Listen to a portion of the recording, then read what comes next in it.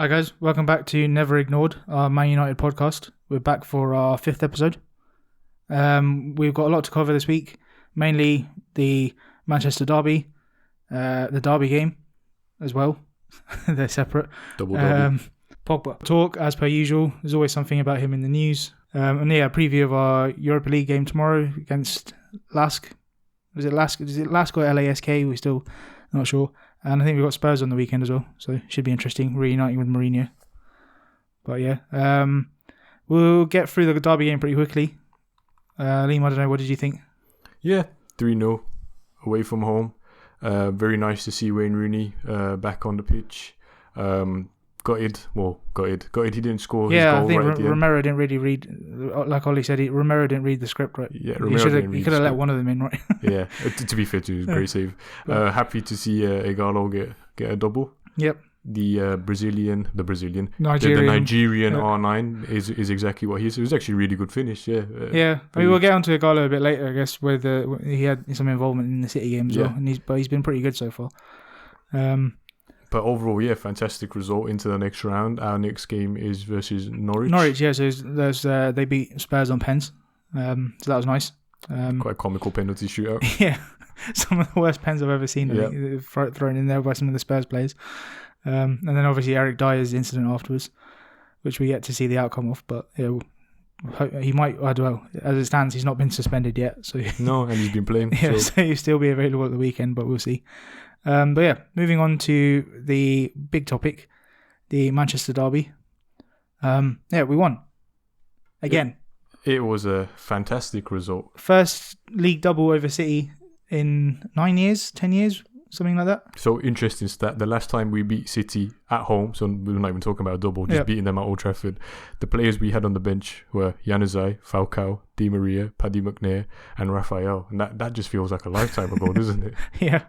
It feels like a very long time ago. Well, yeah, so you're saying we only had 5 subs, I guess. That's how long ago it was. So it was before the 7 subs came into play. So yeah, it's pretty crazy. And then, the league double, that was back in Fergie's time. And that was probably before City had even won a title, before they were even a threat, I guess. Yeah. That was when they were still losing 8-1 to Middlesbrough, those kind of teams. Yeah. So yeah. So it's three wins this season, wasn't it? 3 wins, yeah. I mean, the Carabao Cup one was a little bit soured because we lost the tie. Yeah. But still a win. Yeah, won the 90 minutes. Yeah. And that was with 10 men as well for a solid portion of the second half. But yeah, this win felt a bit more significant to me. I don't know, the performance overall seemed better. It was the first time in a long while you could audibly hear Old Trafford through the TV. Like, you could just hear it sound like it was absolutely rocking. And I think it felt like it was the first time in a long time that I'd seen that kind of atmosphere at Old Trafford. Yeah. I mean, the commentators, I think, nailed it as well. Like, the way we set up, so I guess we'll talk about that, is similar to how we set up for the away games now. Mm-hmm. The three centre-backs, the 2 wing-backs, 3 midfield, 3 centre-mids, and the 2 strikers, I'll put in that air quotes. Yeah. James and Martial, who we've discussed before.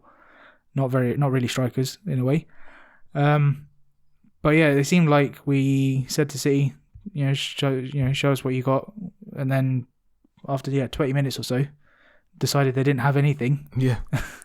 And then just went for it. I mean, they looked pretty toothless without De Bruyne. It swung so crazily. So I think we had 30% possession in the first 20, and then it just swung to us having like 70% possession. Yeah, it felt exactly like that. We were just said let them have the ball, see what they can do. Decided, without De Bruyne, they've got nothing really. Yeah, which they're all still very talented players. They're a good team still, but he obviously pulls things together. Yeah, he makes them tick. What did you think of the goal, first off, Martial? Yeah, so I've watched it about 150,000 times since it went in. And there's some really good angles that I saw today. So sort of to the side of the goal, facing the players. And you can see Bruno and Fred, they're talking a lot. Yeah. So you can see them whispering to each other, covering their mouths as they do now. And you can see Martial's looking at them. And City are just they're wandering around, they're getting ready. And Bruno says something to Fred. Fred sticks his hand up. As soon as he puts his hand up, Martial goes. And the City players are caught off guard. Bruno chips it over. And it was a good hit. It was potentially keeper should have done better, but he did connect with it quite nicely. Bit of a shinner, but I'm happy. I think it was just the speed of the move is what surprised Completely City. caught So I them think off guard. even Edison was just off guard really, rather than I loved it. Felt almost telepathic the way he kind of raised his arm and Yep. Marshall, boom, like a bullet, he's gone. I don't know. You said you've seen a few replays. Maybe you've seen it, but it doesn't even look like they don't look at each other and say, I'm gonna do this. It's literally just one cue and he's done it. Yeah, so I think Bruno and Fred discussed it, Yeah. but then they've obviously practiced it with Martial that if Fred does this, Yeah. Bruno's going to do that, you do this. Yeah, no, it was And very. I think well it's the first orchestrated. time something like that's come off for us since, I don't know if you remember back in the day, there's a Chelsea game when Rooney and Giggs took that funny corner. When he touched it. And Yeah, then, so he's walked it over, And touched the ref it. make him retake. Yeah, so we scored from the retake as well, Yeah. but that was the last time I've seen us do something that That was inventive. part of the routine. It was all part of the retake. So it's nice to be on the positive side of those things. It was a great set piece, yeah. And like you said, I think people were saying, the commentator was saying Edison probably should have saved it, but yeah, I think he just got caught off guard. Yeah. He's probably not sit. And then after that, I think we should have had a penalty. I thought it was pretty clear on Fred. It was ridiculous. And when the referee pulled it back to give him a yellow, I was shocked because they very rarely give yellows for dives nowadays. It was insane. So watching that live, it looked like a foul. You see the replay, it's a clear foul. He booted him in the ankle. He might have over-exaggerated the fall, but it was a penalty. But ultimately, I agree. He I would say he's over-exaggerated, but at the same time, it's enough contact to send him down. And then the VAR check occurred in like 2 seconds. So the ref stops play to book Fred. Then the Sky started showing the replay. And literally, before they'd finished showing the replay, Neville said, the VAR check's done. And I'm like, what? When does VAR suddenly become that quick? Yeah, I don't know. And I've seen tons of different reasons since then. I've seen one saying, play had already gone too far, which that's rubbish because they pulled it back for more. That's happened before, for more. I've seen some saying they didn't even check it. Some saying it wasn't clear and obvious. Some saying they agreed that there was contact, but not enough to overturn the original decision. Just hundreds of different reasons for it. And unfortunately, Peter Walton hasn't weighed in on this one because it was on Sky Sports. But if I had the budget, I would get Peter Walton. Yeah, he's got to be on a contract at Sky to give his opinion and to agree with every single thing the referee does. Yep. For those of you who don't know, Peter Walton he's BT Sports sort of refereeing pundit. Whenever there's a slightly controversial decision on BT, they go to Peter Walton. And it kind of goes like this.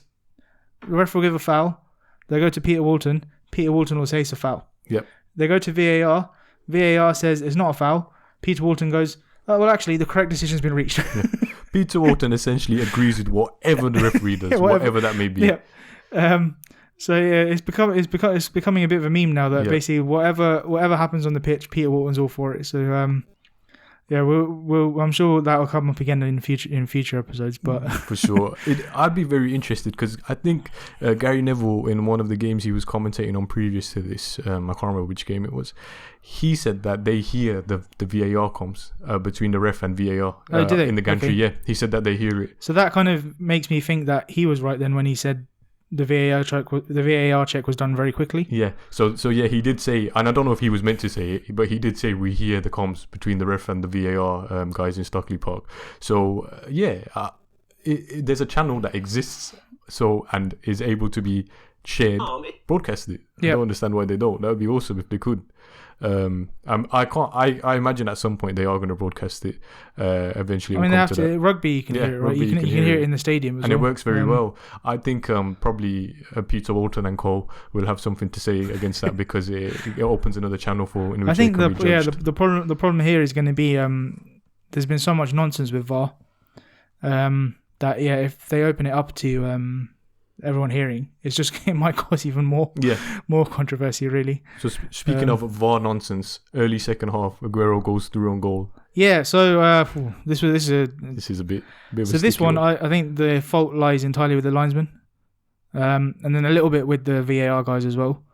I'm not convinced it was actually offside.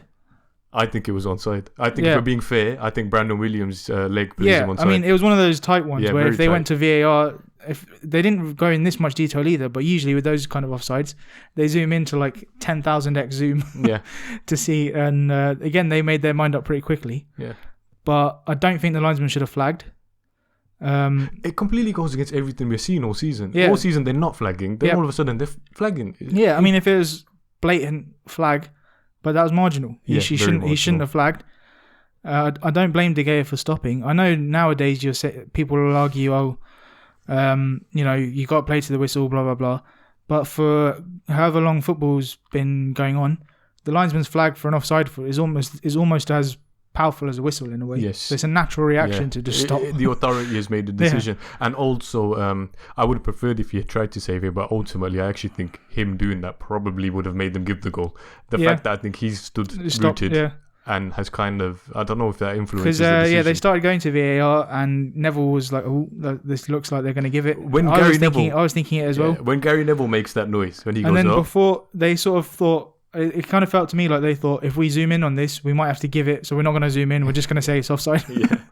But, I guess these things even themselves out. We should have had the penalty with Fred in the first half. Yeah. So agree. I don't think City can have too much to complain about. Other than that, they didn't really create anything after we went ahead. No, there was very minimal from them. There was the Sterling half chance where he didn't get on the end of it from the Mahrez cross. Has there ever been a player that has performed so consistently bad against Manchester United over the years? As Sterling? Because even from his Liverpool days. Yeah, he's up there. I think he's yet to score a goal against Manchester United. Yeah. So is Rooney, actually, funnily enough. Rooney's yet to score a goal against Man United. Rooney gets away with it. But I think we'll give him a pass. Rooney has good rapport with us. Yeah, and he almost scored again. He's come closer than Sterling, I reckon. Oh, 100%. I feel like every time Sterling takes a shot against us, it's like someone shoots him in the leg, or he just doesn't want to score against us. So I've heard he was a massive Man United fan. Yeah. That's a quote from him as a kid. So, maybe subconsciously he just doesn't want to score, because there's a shot he had in the first half which was pretty tame Very as well. tame, yep. It just felt like he just wasn't putting all his effort in. I'm crazy. Sure he was, but... It's crazy because he was so good probably first half of the season. He's dropped off a bit recently, but he struggles so badly when he plays against us. And Wan-Bissaka's been having great games against him. Absolutely terrific games. I think with Wan-Bissaka, there's not really been a time this season where I've been worried about him defensively anyway. So, but he showed even in the bigger games that he can step up to an even newer, higher level. Wan-Bissaka is amazing for one reason. When he comes up against these really fast wingers, the second they do that one knock touch to sprint onto, he just takes it off him. Yeah, he's like, my ball. Yeah, and whereas most players would just bring him down or let him pass. Yeah. Trent. But or fouls. Trent does a lot of fouls. He doesn't foul much either, Wan-Bissaka. Yeah, exactly. You very rarely see him given free kicks against him. Because he can actually tackle, which I know people don't want that in their defenders nowadays. Yeah. But he can actually tackle. Defenders are being measured on how many assists they get and kind of rubbish like that. But and even that, he's so I saw an interesting stat. So chances created in the league in 2020. Let's see if you can guess between Trent and Arnold and Wan-Bissaka. Chances created. What the difference? Chances created, yeah. 5. To who? To Trent. So the actual is Trent has created 10 and Wan-Bissaka has created 11. Oh, okay. Yes. So I was surprised when I saw that as well. Wow. But yeah, I feel like in one game he does about 10 crosses. It feels like that, Trent, right? But maybe it's the only ones that actually connect. Yeah, and lead so to I'm not chance. sure what the actual definition of these chances created are, but the narrative is that Wan-Bissaka can't attack, but in the reality is actually different. I'm not saying he's better attacker than Trent, but because at the moment he isn't. But the difference is now Wan-Bissaka has got the Nigerian R9 to aim at. Exactly, in the box. He's got more targets now. Yeah. He's doing his job. His job is to get it into the box and create a chance. Yep, I agree. Very happy with him. He got pulled for the random drugs test after the game, and people have been commenting on that, saying that they're not surprised after his performance because it was inhuman, and a lot of other people are suggesting Sterling is the one who's put him up for the drugs test. It's almost a compliment. I think even Jamie Carragher was saying he looks like he's the best one-on-one fullback. Yeah, in the I world. agree. To be honest, even like as a defender, I think I can't remember another defender. Maybe not for a while, to be honest. I think maybe traditionally your centre backs, they do their best to not go to ground because if you give a free kick away, they're usually quite dangerous. Yep. So maybe on the ground, but this is gonna sound like I'm talking about UFC fight. His groundwork is amazing. When he goes to ground, I haven't seen him be made look silly yet. I'm scared eventually he's gonna give a pen away. Or Well, something. he gave one Yeah, against he did. Watford. Yeah. It's going to happen every now and then, Yeah. but I'd take it on if the majority of the performances are like if this. 95% of the challenges are Yeah. really good And slides. he doesn't get booked much either, which Yeah. again, this is you'd expect someone who's making that kind of amount of tackles in his position to get booked a lot more than he Yeah. does. What did you think of Daniel James's performance? Because he started off in that striker position a few times. Yeah, in this I thought he formation. actually he had a good game. Yeah. There was a lot. There was definitely you can see why he's a raw talent at the moment and not the finished article. Yeah, I agree. Because his final ball was lacking a lot. Saying that he didn't pass a lot in that final. I think because he's not scored for a while. I think August was his last goal. He's looking for that moment. But there's a couple of times where he'd made really, really good runs, and Bruno had made equally good runs to get in a better position, and he just ignored him. Martial did the same. It happened twice, I think, where he had a really good chance to give that one ball and potentially get a goal out of it. But he kind of rushed a shot in both scenarios. Yeah. And I think the more finished player would look for the opportunity to set that up rather than shoot from a difficult angle. But his runs, particularly late in the game when City were getting tired, he carried the ball a long way, which makes a difference in these. When City had a lot of the ball in the second half. When you're holding on to a lead, having someone just carry the ball for that amount of time and just get out of our half, it did make a difference. I was going to say something. He brings a uniqueness in his pace and his energy. Yeah. Although we've described him as raw, I think that's a fair description. And hopefully with time he learns to. He's at the right club to develop. I think he's getting the opportunities. That was it. I saw a comment on Twitter saying the reason why Martial and James didn't pass to Bruno is because they're used to playing with Pereira. That would explain things. So they're not quite used to playing with Bruno yet, who would actually probably stick away a lot of these chances that they would create. So they're used to looking up, seeing Pereira and think, I'm not giving him the ball. Yeah. So Bruno, honestly, he's incredible. He's coming on his first season first month, and he's won Premier League Player of the Month. I think he's nominated, right? They haven't. No, he's won it. He won it. Yeah, Okay. he won it. That's good. And for context, I don't know how accurate this was because I saw this on Twitter. Yeah, I know which stat you're going to pull up, and I have an issue with it. Pogba has never been nominated for Player of the Month, which I find ridiculous because there have been months where Pogba's really turned it on. Especially when Oleeeee first came in, he was playing unbelievable football. There's probably just players at the time that were scoring more goals, shall we say? Usually these Player of the Month things I don't know even if that's true. true, because when Oleeeee first came in, he was scoring like every single game and setting up goals. In a couple of games, he scored more. He got a few braces as well. I think there's always an agenda about what do you want to call it, Pogba, but what can you do? Imagine the possibilities of if them two get to play together. I guess is there much more to talk about the City game? We'll come back to Pogba. So there's the McTominay goal, of course. When I saw them put 5 minutes added time up, I was thinking, firstly, where did they get this from? There wasn't many fouls, not that I can remember. Lengthy ones. And secondly, just blow the whistle. But it went on, and then finally we had that moment. I can't think of anyone else that I'd have preferred to score that. I think it was a fitting goal. It's an amazing goal when the camera does that shake. Yeah. When was the last time we saw the camera shake at Old Trafford? Oh, it was phenomenal. So Edison, he's been he's always been rated as a consistently decent keeper. When I think back over the years, I can't think of too many errors he's made. Yeah, and he's got quite a good, I think he's got. I don't think he's the best keeper, but I think he's probably been the most consistent since he's come. He's got something like 45 clean sheets in like 90 something games, so he's got a clean sheet every other game. And when you're playing with players like John Stones and Otamendi in front of you, it's quite an achievement. He's just rushed it. He's thrown it out. So I actually think he has overthrown it, but Mendy was very slow to get going. Yeah. And it's a wet pitch. The ball's moving fast off it. McTominay, he covered a lot of ground to get there as well. They showed good desire. And prior to that, prior to Edison getting his hands on the ball, that hold-up play from Igalo. It was really good. Oh, it's phenomenal. That's what we were discussing it between ourselves the other day. It's what same with the Derby game. It's what we've been missing with a striker who's firstly right place, right time. Yeah. And secondly, he can actually hold the ball up. Martial and even Rashford to a point, when they get the ball, their first instinct is, I want to take someone on or do something with it. Yeah. Rashford's known for having these like very early first time shots, that kind of stuff. But Igalo, he can actually play with his back to the goal.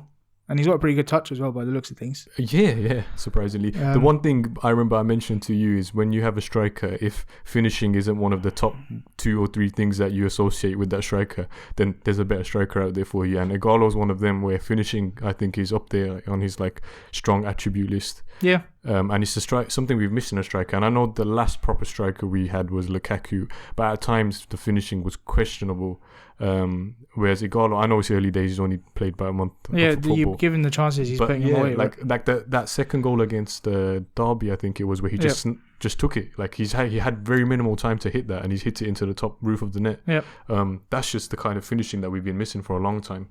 Yeah, and it makes a difference, especially against the teams that are harder to break down. Yeah. Not much else really about the City game. Yeah, like you said, it looked like a great atmosphere. Everyone was happy. Ollie had a nice celebration. Look, another clean sheet for us, which is massive against a team like City. You've got Aguero and Sterling and Jesus, etc. Yeah, so I've got another good stat for that. So in our last 10 games, it's 8 clean sheets, and just 2 goals conceded. And when we think back at those 2 goals, both goalkeeping mistakes. So that proves that our actual back 4 is coming together quite nicely now. Yeah. Maguire, I think in those 10 games, he's just taken himself to a new level. And he's quietly doing it. That's what I like about it. He's not doing anything exceptional. He's just being very consistent with his defending, and that's what we need from a centre back. It's bringing everyone else, and even actually Shaw's form is worth mentioning as well. Do you think the increase in form from like Shaw and Fred and even Martial of recent is down to we're buying players which are sticking pressure on them for first team spots? So Shaw, I've always said for him, he needs runs of games. Mm-hmm. So the problem he had this season was he was injured at the start of the season. Yep. Takes him a long time to get going. So for him, I actually think the winter break has helped because he's had a run of games and he's had a run of games afterwards as well without getting injured. So he's now fitness wise where you'd want him to be at the start of the season. Yep. So hopefully he doesn't pick up anything. So I think for him and obviously the competition from Williams has helped. Yeah, I think massively. Yeah. But equally, I think he mentioned that himself in an interview. But I do think a big thing for him is just runs of games, because we've seen it in the seasons where he started early on in the season and hasn't got injured. He's had pretty good seasons. Yeah. But where his pre-season's been disrupted, that's when he struggled to get into form for the rest of the season. Martial, I think the competition's helps there. Because when Rashford's injured, he knew that he was going to start every game, basically. Yeah, guaranteed. Igalo coming in has definitely helped. And also, I think, I joked about it earlier, but playing with players that aren't Pereira, like bringing Bruno in, they seem to have hit it off pretty early on. It ups everyone's game when you bring in quality like that. Yeah, I mean, Martial now knows that he's got someone behind him who's going to actually create chances for him. Yeah. And Bruno was quick to call him out on not finishing the chances. Very quick to call him out, which is good. Yeah, so he knows that he's got someone who's setting high standards now, and that he needs to meet those standards, or he's going to be off. Yeah. Whereas before, Pogba, it might have a similar effect on Pogba. They probably felt they were much better than the players around him. Yeah. And maybe they didn't need to be at 100%. It could be the catalyst for Pogba to begin dishing out those great performances week by week. Yeah. Fred, I'm not sure what the change has been, but maybe he just needed a year to settle. The commentator mentioned actually Fred got married in the summer. Yeah, and maybe it's that. Maybe it's that. Maybe he's just settled down. Maybe he just needed a year to settle. Yeah. Some players do. It's a big change being Brazilian from Ukraine. Yeah. But yeah, it's the difference between him and this season and last season is just crazy.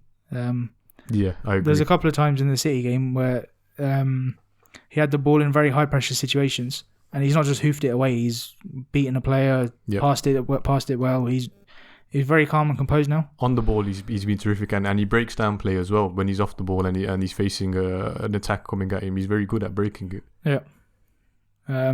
So yeah, I've been happy with him. Even Matic, I think he's got his new 1-year contract now as well, and he's been involved in I think 14 out of the 20 clean sheets we've kept. His form's been quite consistent and good, and it reminds me a bit of a Chelsea match, which is a good thing. Yeah, well, even the matches when he first joined, first joined and dribbled past 4 players in his first game. He just kind of tailed off a bit towards the end of Mourinho.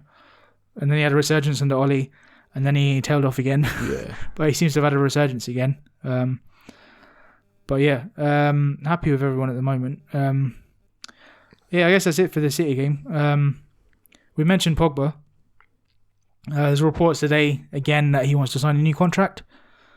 I'm not going to believe anything until I don't know. That's where I'm at with this now. I'm not going to believe anything until I see it on a BBC Sport or ManUnited.com. I agree, because I'm seeing contradicting opinions. It's like every week, basically. Yeah, I'm seeing that. Just today on my timeline, I'm seeing that he wants a contract, and then I'm seeing it's false news. He doesn't want a contract. But yeah, maybe if he does want a contract, then I'm not too sure what his agent was saying. Was this all he's part been of his quiet. tactics? He's been quiet for a while, right? I've not heard anything from Raiola for a few weeks. Just sent him an email asking him to shut up. Kind regards, Paul Pogba. something along those lines. But yeah, I mean, yeah, I'm not going to say no if he wants to stay. I'd love it if he stays, and if he's genuinely motivated to be playing for us. And the good thing is, the competition for places in that central midfield at the moment is very, very high. So he won't. At the moment, for me, he doesn't automatically walk back into the first team. No, he's don't get me wrong. He's still the best player. Yes, agree. He's still the best player. He's still the most talented. But on current form, it's hard to drop any of them. Even McTominay is at the moment. It's like, where do you fitting all of them in? McTominay definitely, and Fred and Matic. I can't see why any of them. Yeah, and Bruno's never getting dropped again. He's playing every game for the next 10 years. So it's just, but it's very good. Look at the position we're in. A few years ago, we were crying out for midfielders. Even a few months ago, before some of these before Matic his form turned around, we basically had Fred and McTominay that were the only central midfielders that were in even reasonable form. Now we've suddenly got 4 central midfielders in very, very good form. Yes. Scoring goals, all of them were scoring. Matic scored against City in the Carabao Cup. Yeah, McTominay scored a couple of goals since he came back. Yeah. Fred started scoring. Bruno scoring and creating. Yeah, they're all scoring. They're all doing a pretty good job defensively. Really stepped up in Rashford's absence. Yeah, which that was the problem we had at the start of the season, was just Rashford was scoring all the goals. There was no contribution from anywhere else on the pitch. Now recently Shaw scored, Maguire scored.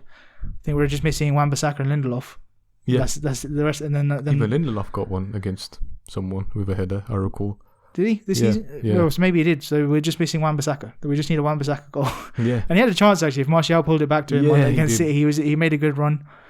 But yeah, so Pogba wants to stay. Obviously, we'll keep him. Yeah, but I'd more than happily keep him in the squad. And yeah, like you said, the competition could bring the best out of him. Yeah, and I was reading. Madrid are also in a bit of a transition, I guess. They might have other targets that they want to spend big on. They might not be able to afford Pogba. So I can't see him going anywhere else, really. There's rumours that the funding from his sale will be what we will use to get Jadon Sancho. I don't see it that way. Obviously, I don't work at the club. I don't know the ins and outs. But I think if United want a player, they don't have FFP issues that City do. So what if we want Sancho, Grealish, and also the man that's been mentioned recently, Bellingham? Yeah, well, how much did we spend last summer? That was 100. That was probably about 150 million. Yep. That roughly.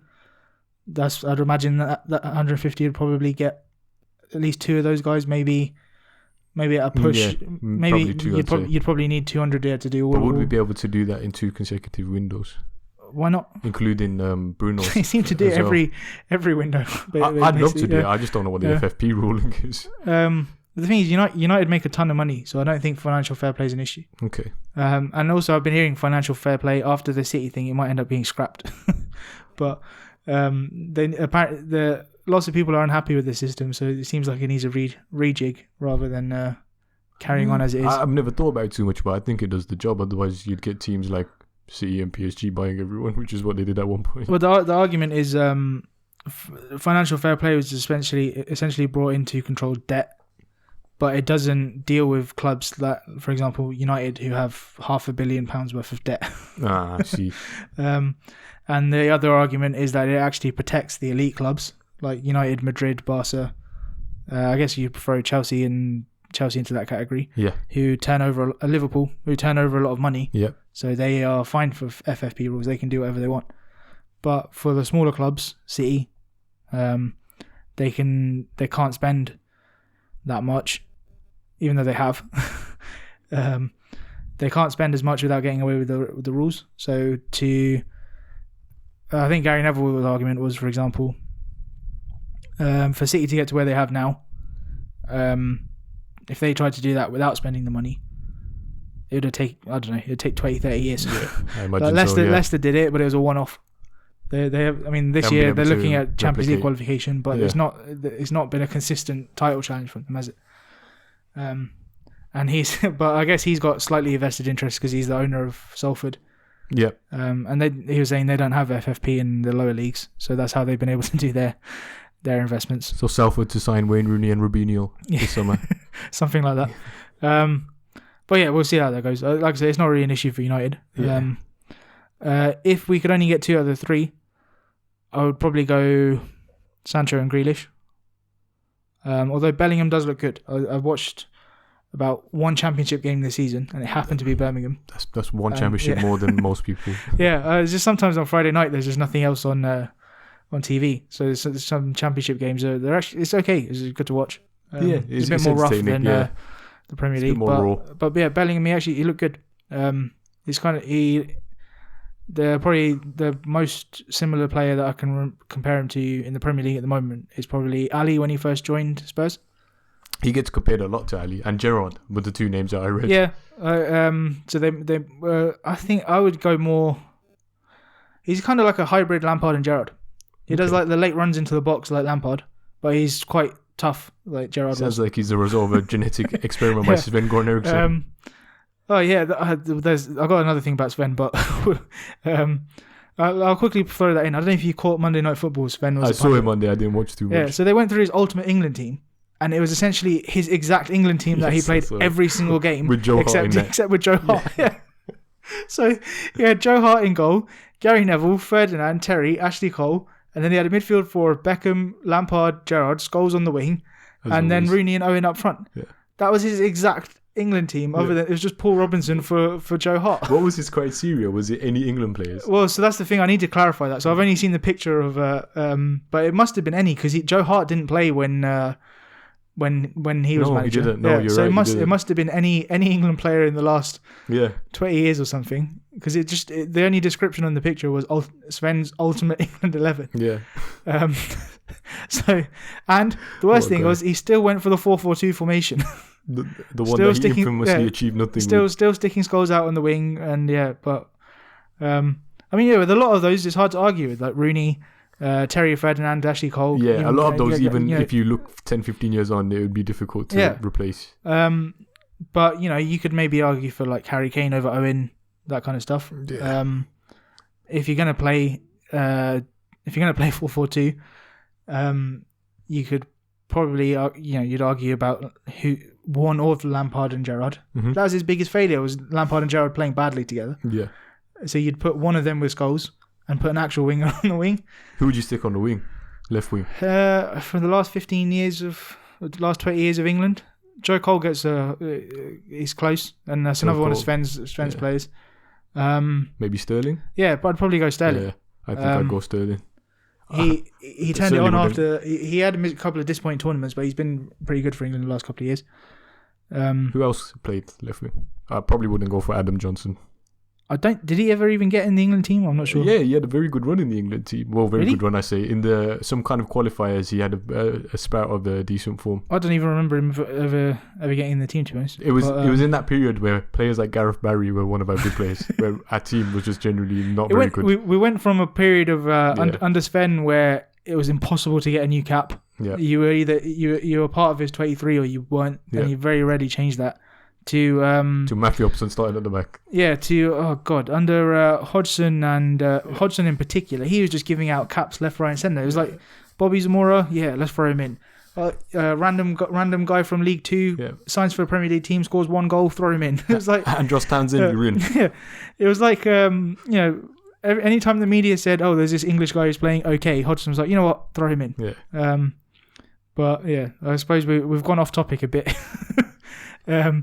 But yeah, Bellingham, I think that's what we were talking about. So if we were to sign Bellingham, let's think about this from a realistic perspective. We sign him this summer.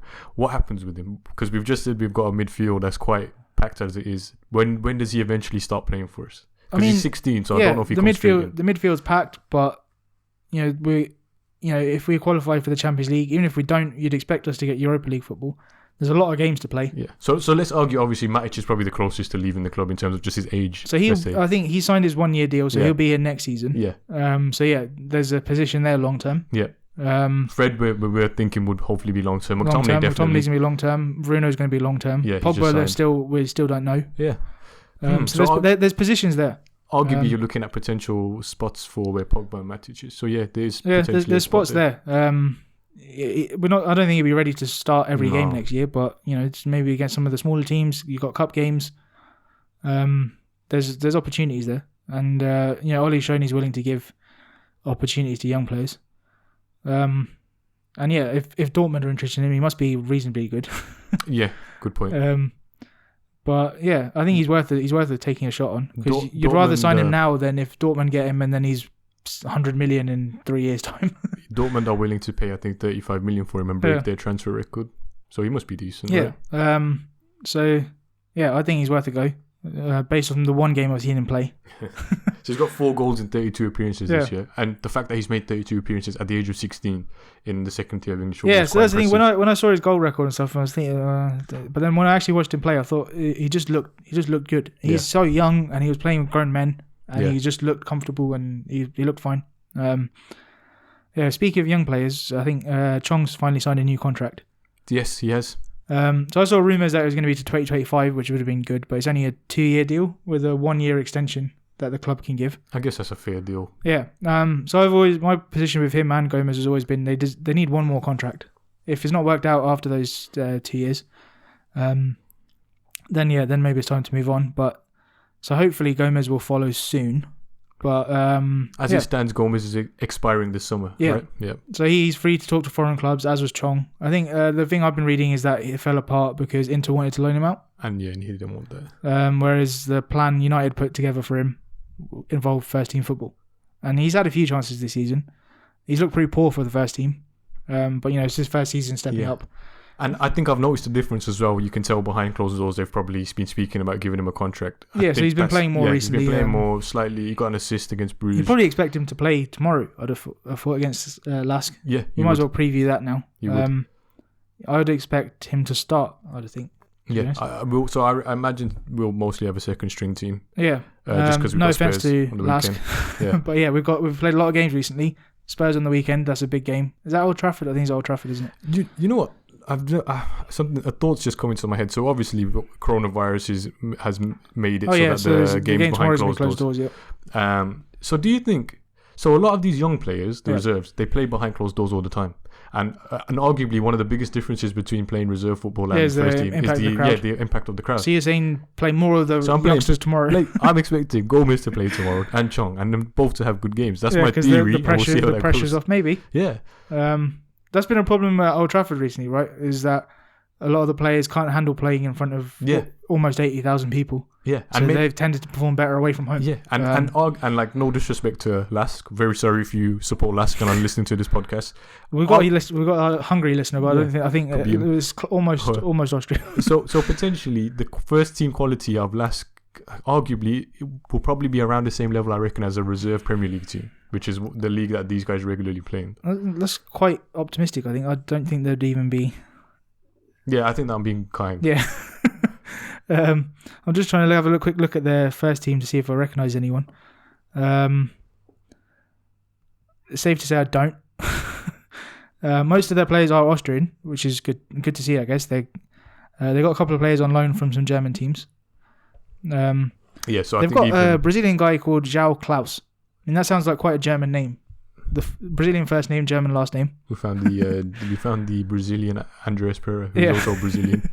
Well, at least he has a Brazilian name. But yeah, I don't recognise anyone in their team. That doesn't not to say that doesn't mean they're not any good. Yeah, not to say that they can't even beat us tomorrow because on the day. But yeah, I would expect to win. Even though we are playing. I was just checking their league games have been postponed rather than closed doors. So when's the last time they played? So they played. I think they played on the weekend. So they won 1-0 on the weekend, but all of their next fixtures have all been postponed. So this could be a game in which they go all out, long busting performance against Manchester United. Yep. But then I guess the other argument we've got to look at is it even worth it? From their perspective or our perspective? Oh, everyone's perspective. So are we discussing just the travel? Yeah.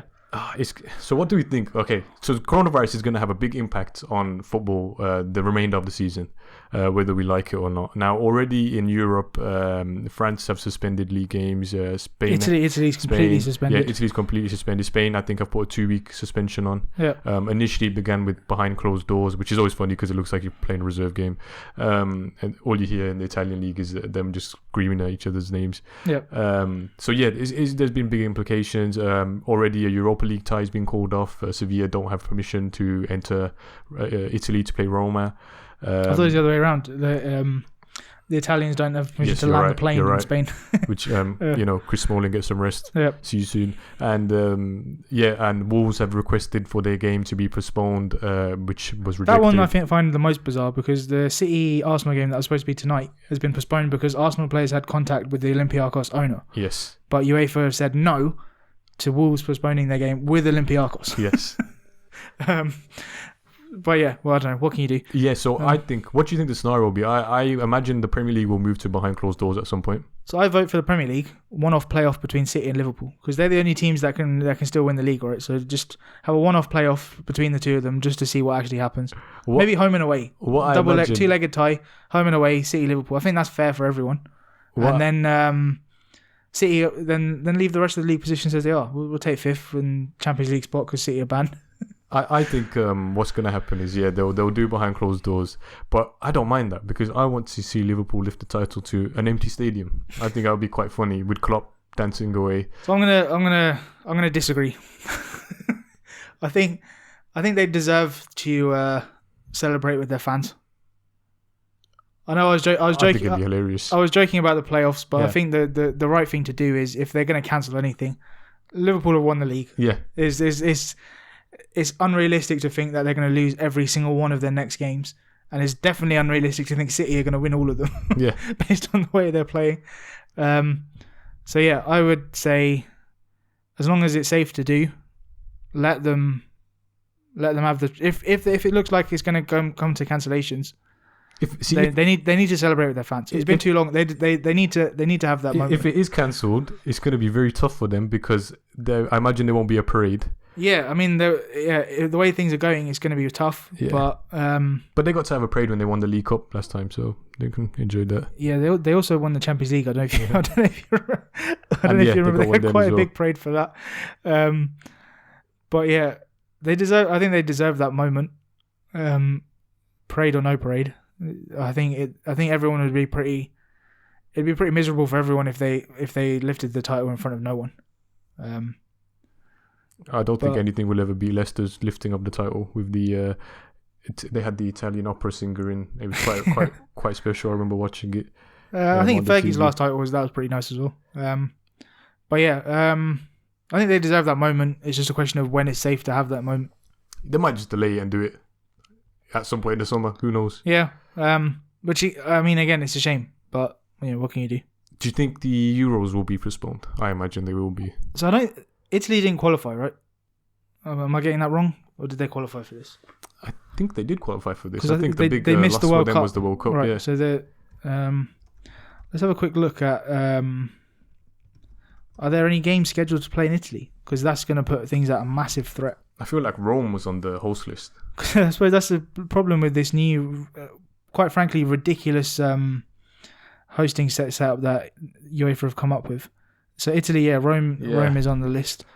So it's quite unlucky from UEFA's perspective. The one year they decide to go with a multi-country destination Euros is the year that the world decides to... I mean, to be honest, in my opinion, it's a stupid idea in the first place. It's a bit novel, yeah. I think they were just trying to... Were they celebrating, was it 100 years or something like that? I have 50, no idea. God knows. They were celebrating some kind of landmark. I'm happy that the semi-finals and the final are going to be at Wembley. Yeah. That's nice, but why could we not have had the whole tournament? Yeah, there's plenty of stadiums here that could host it. But instead you've got Azerbaijan that are hosting it, Germany, Italy, Russia Russia just had a World Cup. Why do they need the Euros as well? It's a bit. Romania, I'm not a big Republic fan of Ireland, I'm not a big Holland, fan Scotland, because Spain. Well, Scotland, we could have done a joint. We could have done a British thing. We could have used Principality in Wales. We could have had Hampden Park. And then we've got plenty of stadiums in England. We could have done a joint thing. If they wanted to do something like that. Generally, when these Euros happen, you tend to associate them with the host country. Yeah. Like they'll have That's cultural themes. It makes a big difference, Yeah, and it does. especially for the players as well. The players and the fans, the travel. Like, imagine you've got. I don't know how they've set it up, but imagine as a fan that you want to go to all your team's games, and they've got one game in Azerbaijan, and then the next game's in England. That's a huge trip. and you'd have thought UEFA would have learned their lesson after the Europa League final last year, which was dismally attended because both teams are from England and they had to travel to Azerbaijan. I don't know how far that is, but it's pretty far. Yeah.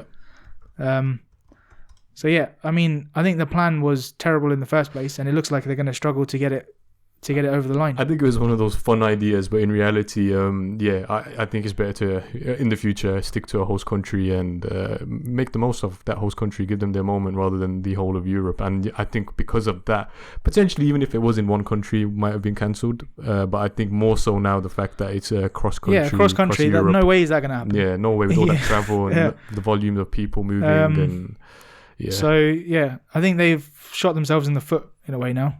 Like you said, if it was in one country, they got a chance, tiny chance. If it was one of those lesser impacted countries. So like you'd say, if it was in England at the moment, it would probably be on. But the way things are going, I think the Euros are in threat. The Olympics are probably in trouble as well. Yeah, most likely. Because then you've got even more countries participating and more travel. I don't know how this is going to work. I think they're going to probably end up having to cancel the whole tournament. Yeah, I think there's not going to be more time in the footballing schedule to do it unless they rearrange it for next summer. But then I think potential solutions are next summer and or if at minimum just cancel it, and then it gives time for the leagues to finish up their games. So the thing with next summer is maybe the summer would work because the Qatar World Cup is going to be winter, isn't it? Yes. So it'll be winter the following year. Yep. So the players would still get a summer break. About 18 months rest between. No, so I wasn't thinking maybe the exact time between them. I was thinking if they had a Euros one summer and the World Cup next summer, it'd be constant play for almost 2 years. Yeah. But I guess because the Qatar World Cup is winter, maybe that would work. Yeah. But yeah, certainly. I mean, we're not experts by any in coronavirus. Yeah, just to clarify, but just based on what we're hearing in the news and stuff, and how quickly things are being cancelled. Yeah. It seems it's only a matter of time before games in England are under similar. Which is a shame because I've just really started enjoying watching United again because we've come into some good form. Yep.